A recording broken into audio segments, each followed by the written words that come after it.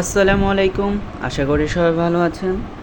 তো সকালবেলা একটু চিটংয়ে বাইরে যাব, যার কারণে একটু ফজর নামাজটা পড়ে ব্যাগটা একটু গোছাতে শুরু করলাম।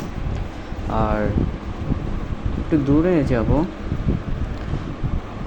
তো ব্যাগটা একটু মুছে মুছে করতেছি। আর ফ্যামিলিও যাবে, আর দাওয়াতও আছে। তো দেখি কেমন সময় কাটে, সেগুলো আপনাদেরকে দেখাবো ইনশাল্লাহ। তো এই যে ব্যাগ নিয়ে রেডি হলাম, তো বের হবো।